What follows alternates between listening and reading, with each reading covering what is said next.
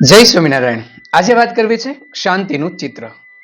એકવાર એક ચિત્રકારને બોલાવવામાં આવ્યા અને એ ચિત્રકારને કહેવામાં આવ્યું કે આપ શાંતિનું સરસ મજાનું ચિત્ર બનાવો। તેમને સમય આપી દેવામાં આવ્યો। પેલા ચિત્રકાર ચિત્ર બનાવવાનું શરૂ કર્યું। સમય મર્યાદાની અંદર તેમને સુંદર મજાનું ચિત્ર બનાવી કાઢ્યું અને જેમને કહ્યું હતું કે શાંતિનું ચિત્ર બનાવો એમને એ ચિત્ર આપ્યું। લો, આ ચિત્ર બની ગયું છે। ચિત્ર જોતા પેલાને ચક્કર આવી ગયા। ચિત્ર જેવું બન્યું હતું। એમને ચિત્ર વાવાઝોડાનું બનાવ્યું હતું। ભયંકર પવન ફૂંકાઈ રહ્યો હતો।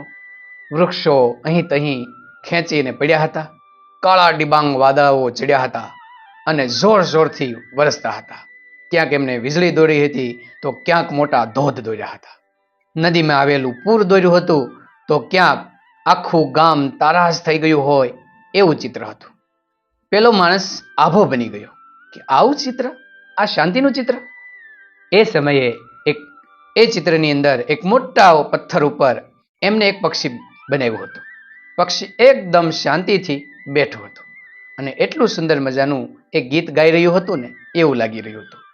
ચારે બાજુ આવું તોફાન અને એની અંદર આ પક્ષી શાંતિથી સુંદર મજાના ગીતો ગાઈ રહ્યું હતું। આ ચિત્ર જોઈ પેલા આયોજકે ચિત્રકારને પૂછ્યું કે આ ચિત્ર તમે કઈ રીતનું બનાવ્યું? ત્યારે એ ચિત્રકારે કહ્યું કે આ સુંદર મજાની શાંતિનું ચિત્ર છે। આમાં જરા પણ ડર કે ભયંકરતા છે નહીં।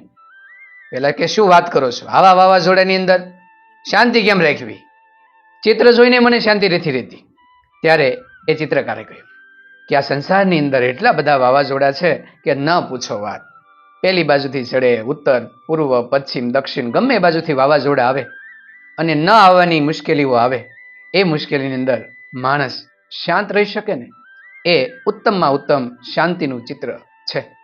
આવું મોટું વાવાઝોડું હોવા છતાં આ નાનું એવું પક્ષી પથ્થર ઉપર કેવું બેઠું છે, કેવા ગીતો ગાય છે, તો આવી શાંતિ ક્યાંથી હોય?